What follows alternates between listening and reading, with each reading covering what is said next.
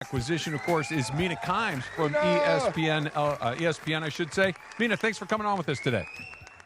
Hey, good to be here. What is up, Mina? How are you? I'm still recovering. Crazy NFL day. From Myles, big time. Shock blows me away. Unbelievable.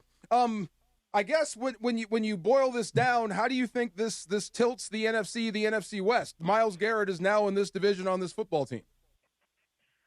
This was already, I think, the prohibitive Super Bowl favorite. And then they acquired the best player in football. It's certainly the best defensive player. I don't want to get too ahead of myself.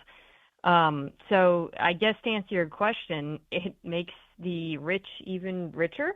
It's truly stunning when you think about how good the Rams already are, how close they came to the Super Bowl. And what he does for the defense, what the totality of the moves that the team has done on defense, right? Addressing their biggest issue last year, which was pass defense aggressively with the trade for McDuffie, acquisition of Watson.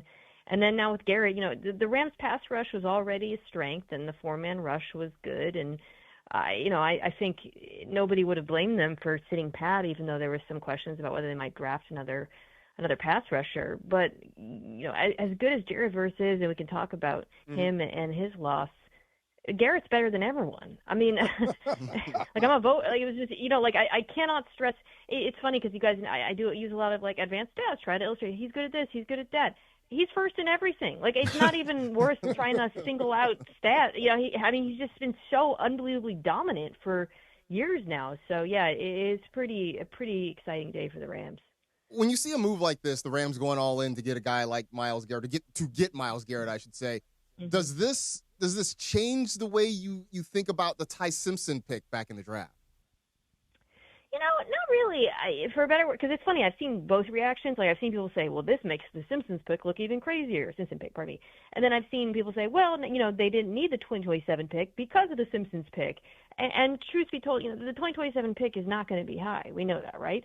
So with the number of teams who desperately need quarterbacks next year, as good as a draft is, I just candidly don't think the Rams were ever going to be in a position to get a quarterback in 2027, or at least, one of the top quarterbacks, given for Arizona in their own division, the Browns, who obviously wanted that pick, and then the Jets. So I guess to go back to it, no, not really. I think the Simpson pick, to me, just felt like, I understand, a lot of conversation about the team and its timeline. It just seems to me like they like the player, and they like the player a bit more than the rest of the NFL, frankly. And whether or not that works out is something we, frankly, will not know for a while. ESPN's Mina Kimes joining us here on DeMarco and Travis. Marcus Grant here as well. Mina, like you mentioned, he's first in everything. So with that in mind, coming to a much better team with a much better offense where they're going to be playing with the lead, playing in the West Coast, playing in better weather, playing inside a number of times, could it be even better? I mean, I know there's nowhere to ascend from number one, but could he do things that maybe we even haven't seen him do yet?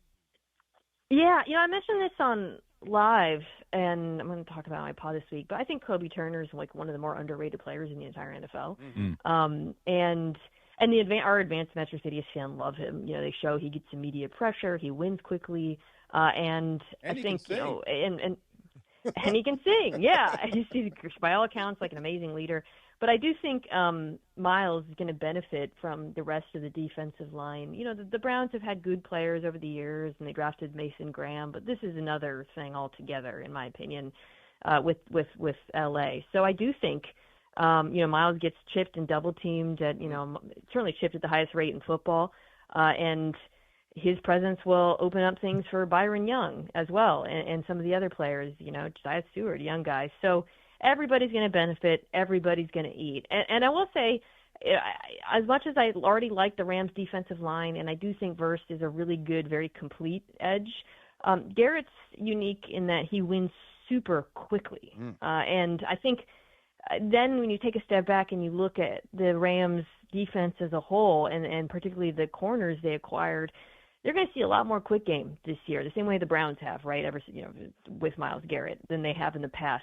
And I think getting corners who are such good tacklers, I've been thinking about this, McDuffie and Watson, it all kind of comes together in a really nice way that I think will create a dominant defensive unit. Whenever you become a GM, let me know. I'll coach your D-line. Just to let you know. Just love you. I love that. Everybody's going to eat. You mentioned those stats that he's number one in.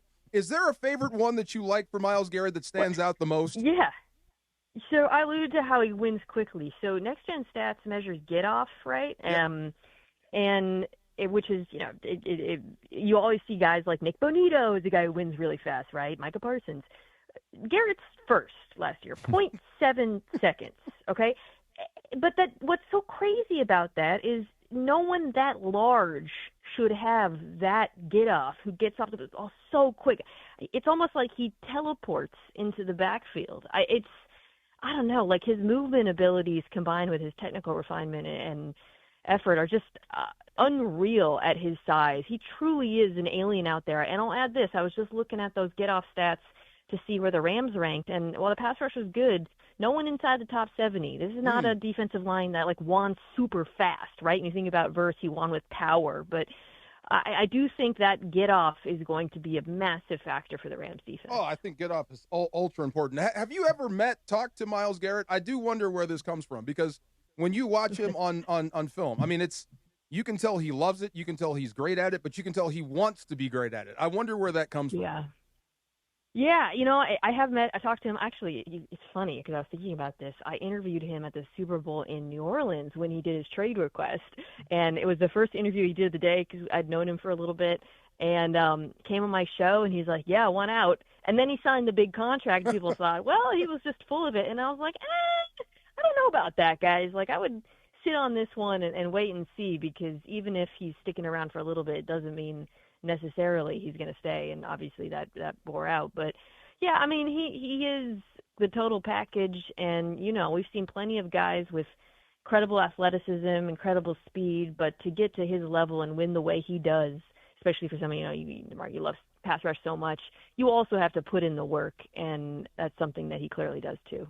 I know we're focused on this obviously from the Rams perspective, but I want to ask you about the Browns side of things, because they had 10 picks in the draft this past year. They're stockpiling picks for the future. At least from where I look at it, it looks for the first time in a while like there seems to be a path forward for the Browns. What are you seeing there? Yeah, I don't hate this for Cleveland, and it's a great example of in the NFL how, trades aren't – well, first of all, with most trades, you don't know who won for a long time, so start there. But also when teams are on different timelines, they have different priorities, and, like, this made sense for the Rams, and it also made sense for the Browns because, like you said – despite Myles Garrett putting together one of the single best defensive seasons of all time, they win 5-12, right? And they also have, just a desperate need at quarterback that they're obviously going to try to address, or maybe not obviously, in my opinion, going to try to address next year. This gives them more ammunition. It's going to be a late pick. Nobody likes to say this, but losing Myles Garrett means they're probably going to lose more games, so that doesn't hurt as well in that regard. And then in the future down the road, I do think Jared Verse is worth a first-rounder, so you could even look at him that way. And then the Rams picks in 28 and 2000. By the way, I'm laughing now because I remember the Rams were the ones trying to get the ability to trade picks like way out into the future. Mm-hmm. You kind of remember that. But anyway, so those future picks, depending on where they land, could also be valuable too. So it's a rebuilding team. Last year's draft was very good for them. I really like the players that they selected this year. And I think all told, it's going to be an appealing place for a young quarterback. Mina Kimes from ESPN joining us here on the DeMarco and Travis show. And you mentioned it at the beginning, Mina, and you just mentioned again that, you spoke with Myles Garrett right after his trade request a while ago. Did you still feel like he was likely to be moved, or were you caught like the same way I think most of us were when it went down this morning, like, wait, what, that Myles Garrett is on the move, or did you think that something like this may happen? I'm not the first person to make this observation, but when the Browns restructured his deal and moved that option bonus, it did to September, I believe. It did raise some eyebrows because it just didn't really – there was no reason to do it, right? Like it didn't change the compensation for the player, didn't seem like something he had pushed for. And that, I think, was the first time – I think it was back in March where I was like, okay, it's a little like – I don't know why they're doing this. And obviously remembered his trade request from the previous year. And just a general feeling with that trade request – he got some criticism for it because people said, it was just about the money. He just folded. And I was like, guys, I've talked to this guy a lot, and he did seem to me at the time to be genuinely very tired of losing And also at this point, a guy who wants to be remembered as one of the all-time greats and needs that playoff resume to go with his individual, accolades. Well, Mina, thank you for helping us break new ground on DeMarco and Travis. We've never had a Jeopardy winner on. No, this is our first. This is our first. And we had Wheel of Fortune last week. That's right. No, Price is Right. Price is Right, and now Jeopardy. Price is Right. Yes, congratulations, Mina. Yes, this is big. Appreciate it. I'm sure we're going to see you soon down the road, right? It's football season, right? Oh man, let's just all relax. Well, we think we're relaxing in the summer, and then it's June, and this stuff happens. So I'd like to say we have the summer off, but as you know, in football, you got an NBA pick for us? San Antonio or New York? I actually like both teams, so I don't really have a strong lean, but I'll go Knicks. Go with Wemby. Did you know any of the words? I do like Wemby a lot. Excuse me, Mina. Did you know any of the words when you were hosting the spelling bee that you were throwing at those kids? Only in the semifinals in the early rounds.